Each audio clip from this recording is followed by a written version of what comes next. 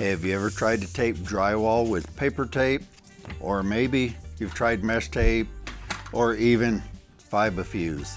If you've fought with any of this, I'm going to show you how to make all of these work, and it's not that hard. Kilted Guide videos, and today what I'm going to do is cover the topic of how to tape with paper tape and not have the issues, because I know a lot of you have issues with the tape not sticking right, with it bubbling, which we call blisters, and issues like that. And there's a few simple things I can teach you so that you won't have that problem in the future.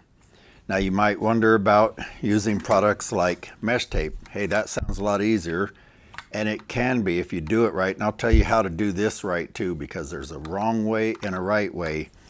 And then I'll show you this new product that's been around for a few years. It's called SpinFuze. It's kind of a middle ground product between mesh tape and paper tape, because for you guys that are novices, you can use this a little bit easier, and I'll explain why. If you like learning how to do these kind of tasks like home improvement projects like this, be sure and subscribe to our channel. Down below there's a subscribe button, and if you click it and then click the bell next to it, you'll get notified each time we put out a new video, so that I can help you tackle your own home improvement projects to save you some money and be able to take pride in your workmanship. And I'm going to help you learn how to do it right.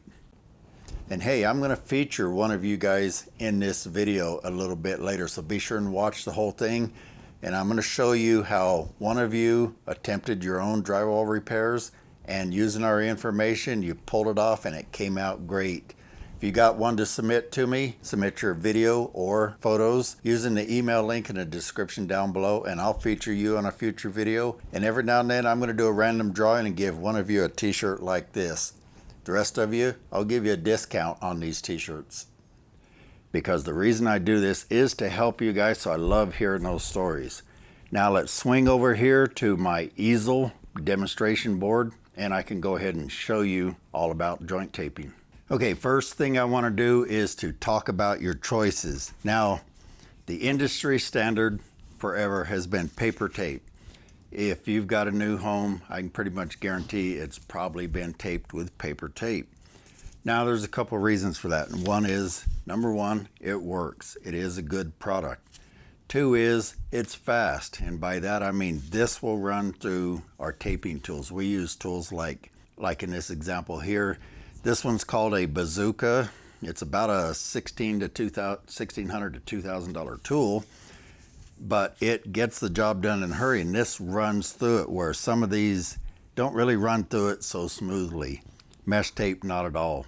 So if you've seen drywall videos and that, you've probably seen them using paper tape, and if you've tried it and you're watching this video, you've probably struggled with it and had issues with it. Well, I'm going to solve that here in a minute.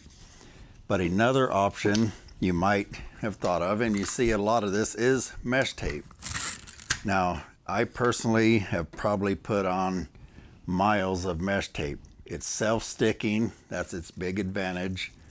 But for what I do mostly repairs these days. For the first about 12 or 14 years, I did new construction.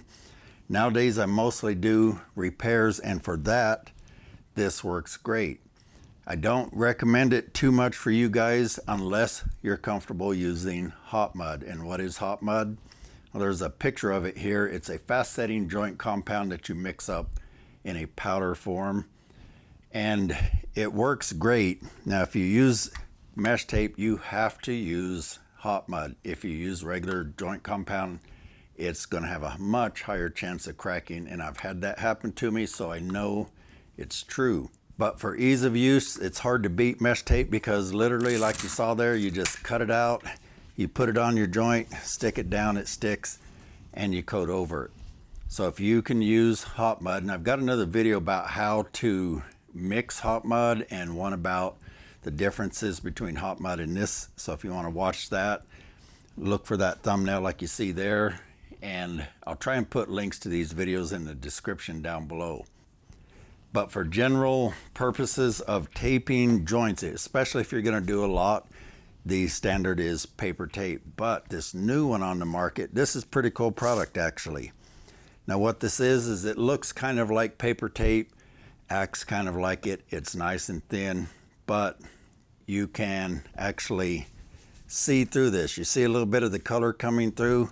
What it is, it's a fiberglass product, and that's kind of the downside because it is fiberglass. It can get in your skin and make you itch, and you don't want to breathe any fibers in that, but generally you're not going to. So the advantage is that because it's really tightly woven, tiny little fibers, mud can still get through it though. It's not solid. So when you put the mud on, it tends to come into the tape, not just under it like paper tape. So it's in it, under it, and on top of it. So it is a good product. I've got another video where I've discussed the pros and cons of these. So I'm probably not going to show you how to install this today, but it's really similar to paper. Paper is the one that most of you fight with. Now let's talk about what to apply it with. For today, I'm using a lightweight all-purpose. Now I don't really recommend you use this. They say you can. If you were going to use this for real, this is just a demonstration, I would recommend absolutely using all-purpose regular weight, which usually comes in this green box at the big box stores. It's the kind most all of you go out and buy anyway. The disadvantage to the regular weight is it's heavier, but it's also a little bit stickier feeling, doesn't go on quite as smooth. You may not notice the difference, but it also has more glue in it, which makes it a little bit harder to sand. This stuff I'm using here, this +3, USG +3 lightweight, sands like a dream. So I prefer it except for taping. If you have to use this, what you could do is squirt a little bit of wood glue in it. You'll get a little better adhesion that way. Okay, what you need to put the mud on the wall is this little taping knife right here. It's 24 inches wide. I'm kidding, guys. No, you just need like a 4-inch or 6-inch taping knife. These are a little stiffer than our finishing knives. They're bigger ones, but they still have flexibility. And I'll put links to all these tools in the description down below. You can pick these up on Amazon.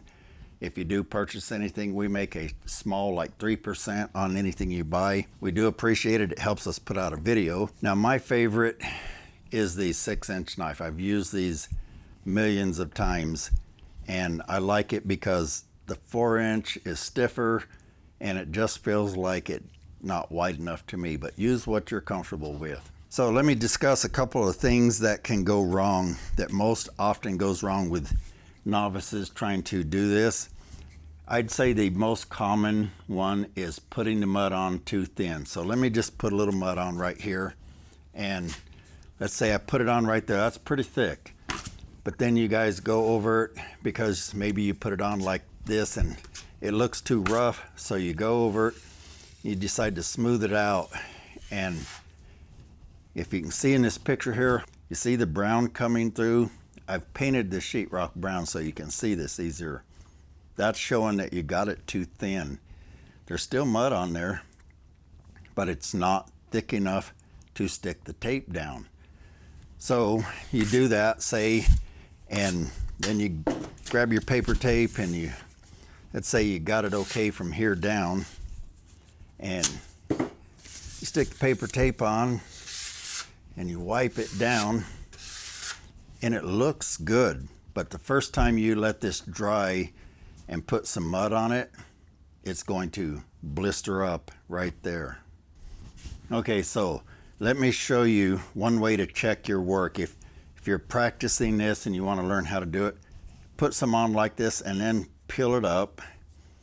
And a lot of times you can see on the back here, I'll take a picture of this too, that it's got a void right there. It's basically dry. There's almost nothing there, whereas up here there is. Okay, so let me wipe all this off and let's just start over and show you what is the right way. You want to put on plenty of mud, but I don't like the technique like in this video. And I have a knife full of compound, and I want to apply about 5 inches. My knife is 6 inches, so if I applied it straight on, I would have too wide. So I'm going to choose to apply my mud more vertically across that. This video has gone like viral, but this guy, he ends up with a decent job in the end, but he's teaching you some really slow methods. But if you have to do it this way, go ahead, but I recommend that if you're going to do very much of this, learn how to slide it on here. And all you do is tilt your knife, put the mud against the wall, push it up the wall and lean it over at the same time. And you can do it that way, or just put a big glob up here and then just drag it down by pulling with light pressure, just enough to spread it out like that. Now you notice it's on there fairly thick. Let's see if I can cut a little section off here. It's fairly thick right there. So it's okay to be too thick. I'd rather you be too thick than to keep trying to thin it down and then you end up with this lightly too thin spot. That's what gets so many of you. That, or I think the other thing you do is you're trying to put it on kind of crudely and you end up with some voids that you just didn't catch. You thought it was wide enough, but it wasn't. So let's just put it on here at least 3 inches wide and about that thick. Now you notice the way I get that to level out is I tilt my knife over pretty thick where I'm almost dragging my knuckles, push medium pressure, pull down, and it just kind of glides on there nice and smooth. Now that's just a hair thick for me, so now you want to take your tape and just embed it right into the mud. And then when you're wiping tape down, especially longer pieces, start in the middle and work to the end so it doesn't wrinkle up in the middle, because it'll often slide and you'll end up with a big wrinkle. And I'll show you what to do if that happens. But let's just say we're going to do this right. You put medium firm pressure on here. You want to wipe out quite a bit of that heavy mud. So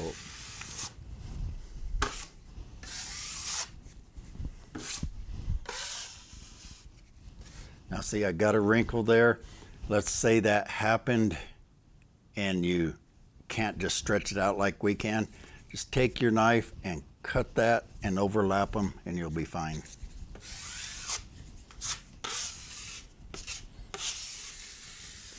Okay, so that's pretty much the way you want it. Now, let me show you how it's mostly on the tape here. So I'll take a picture of this and show it to you. Now, let me show you the other thing that a lot of you do wrong, I believe, is putting too much pressure, trying to wipe it too tight. So let's say it's all good up here. We're gonna come down here and just wipe. We're gonna wipe the heck out of it. You know, we wanna make sure that thing's stuck really good. Well, now when we pull it up, I'm gonna show you the difference. Now you see how little mud there is under that tape? That's because you wiped it too thin. So if you do that, there's just not enough mud there to complete that bond, and that's where it may fail on you later on. So if you see a spot where you think you got it too thin, let's just say it was right here in the middle and you realize, dang, I wiped that too thin right there. Again, you can just cut the tape right here, pick it up, and sometimes this happens when we're taping with a bazooka. It'll pump some air in there. We just wipe a little mud under it, lay it down, we're good to go. This end got a little dry.